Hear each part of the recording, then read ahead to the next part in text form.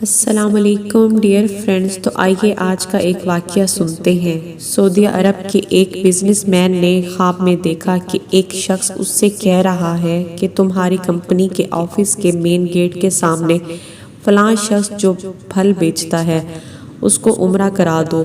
نیند سے بیدار ہوا تو اسے خواب اچھی طرح یاد تھا، مگر اس نے وہم جانا اور خواب کو نظر انداز کر دیا۔ 3 دن مسلسل ایک ہی خواب نظر آنے کے بعد وہ شخص اپنے علاقے کے جامع مسجد کے امام کے پاس گیا اور اسے خواب سنایا۔ امام مسجد نے کہا، اس شخص سے رابطہ کرو اور اسے عمرہ کرا دو۔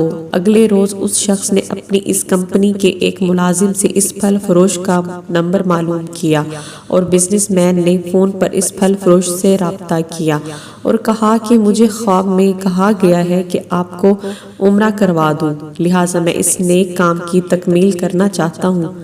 پھل فروش زور سے ہنسا اور کہنے لگا، کیا بات کرتے ہو بھائی، میں نے تو مدت ہوئی کبھی فرض نماز ادا نہیں کی اور بعض اوقات شراب بھی پیتا ہوں، تم کہتے ہو تم مجھے عمرہ کروانا چاہتے ہو؟ بزنس مین اصرار کرنے لگا۔ اسے سمجھایا کہ میرے بھائی، میں تمہیں عمرہ کروانا چاہتا ہوں، سارا خرچ میرا ہوگا۔ خاصی بحث کے بعد آدمی اس شرط پر رضامند ہوا کہ ٹھیک ہے، میں تمہارے ساتھ عمرہ کروں گا، مگر تم مجھے واپس ریاض میرے گھر لے کر آؤ گے اور تمام اخراجات تمہارے ہی ذمہ ہوں گے۔ وقت مقرر پر جب وہ ایک دوسرے کو ملے تو بزنس مین نے دیکھا کہ واقعی وہ شکل صورت سے کوئی نیک آدمی نہیں نظر آ رہا تھا۔ اس کے چہرے پر عیاں تھا کہ وہ شرابی ہے اور نماز کم ہی پڑھتا ہوگا۔ اسے بڑا تعجب ہوا کہ یہ وہی شخص ہے جسے عمرہ کرنے کے لیے خواب میں 3 مرتبہ مجھے کہا گیا ہے۔ یہ دونوں مکہ مکرمہ عمرہ کے لیے روانہ ہو گئے۔ میقات پر پہنچے تو انہوں نے غسل کر کے احرام باندھا اور حرم شریف کی طرف روانہ ہوئے۔ انہوں نے بیت اللہ کا طواف کیا، مقام ابراہیم پر 2 رکعت نفل نماز ادا کی، صفا مروہ کے درمیان سعی کی، اپنے سروں کو منڈوایا اور اس طرح عمرہ مکمل کر لیا۔ اب انہوں نے واپسی کی تیاری شروع کر دی۔ حرم سے نکلنے لگے تو پھل فروش بزنس مین سے کہنے لگا کہ دوست، میں حرم چھوڑنے سے پہلے 2 رکعت نفل ادا کرنا چاہتا ہوں شکرانے کے، نہ جانے دوبارہ عمرے کی توفیق ہوتی بھی ہے یا نہیں۔ اسے کیا اعتراض ہوتا؟ اس نے کہا، نفل پڑھو، بڑے شوق سے پڑھو۔ اس نے اس کے سامنے 2 رکعت نفل ادا کرنا شروع کر دیے۔ جب سجدہ میں گیا تو اس کا سجدہ طویل سے طویل تر ہوتا چلا گیا۔ جب کافی دیر گزر گئی تو بزنس مین نے اسے ہلایا۔ جب کوئی حرکت نہ ہوئی تو اس پر انکشاف ہوا کہ پھل فروش کی روح حالت سجدہ میں ہی پرواز کر چکی تھی۔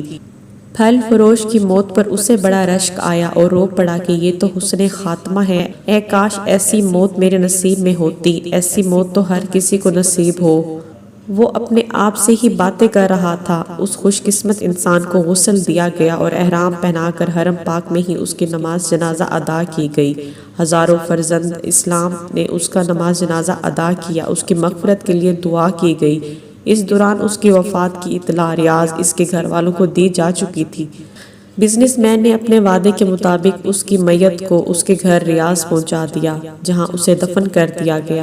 بزنس مین نے پھل فروش کی بیوہ سے تعزیت کرنے کے بعد کہا، میں جاننا چاہتا ہوں تمہارے شوہر کی ایسی کون سی عادت یا نیکی تھی کہ اس کا انجام اس قدر عمدہ ہوا اور اسے حرم پاک میں اتنی پیاری موت نصیب ہوئی، وہ بھی سجدہ حالت میں؟ بیوہ نے کہا، بھائی، میرا خاوند کوئی نیکوکار آدمی تو نہیں تھا، اس نے ایک لمبی مدت سے نماز بھی چھوڑ رکھی تھی۔ میں اس کی کوئی خاص خوبی بیان تو نہیں کر سکتی، ہاں مگر اس کی ایک عادت ضرور تھی کہ وہ ہمارے ہمسایہ میں ایک غریب بیوہ اپنے چھوٹے چھوٹے بچوں کے ساتھ رہتی تھی۔ میرا شوہر روزانہ بازار جاتا، جو چیز اپنے بچوں کے لیے کھانے کی لے کر آتا، اس بیوہ اور اس یتیم بچوں کے لیے بھی لے آتا اور اس کے دروازے پر رکھ کر اسے آواز دیتا کہ اے بہن، میں نے کھانا باہر رکھ دیا ہے، اسے اٹھا لو۔ یہ بیوہ کھانا اٹھاتی اور آسمان کی جانب سر اٹھا کر دیکھتی اور کہتی، اے رب العزت، آج پھر اس شخص نے میرے بھوکے بچوں کو کھانا کھلایا۔ اے اللہ رب العزت، اس کا خاتمہ ایمان پر فرما۔ کارہین زندگی تو بہرحال گزر ہی جانی ہے، اپنی استطاعت کے مطابق لوگوں کی مدد کرتے رہا کریں۔ ایک حدیث کا مفہوم یہ بھی ہے، کسی کے ساتھ بھلائی بری موت سے بچاتی ہے۔ آپ کو میری آج کی ویڈیو پسند آئی ہو تو لائک، سبسکرائب، شیئر کر دیجئے۔ ملتے ہیں نیکسٹ ویڈیو میں، تب تک کے لیے اللہ حافظ۔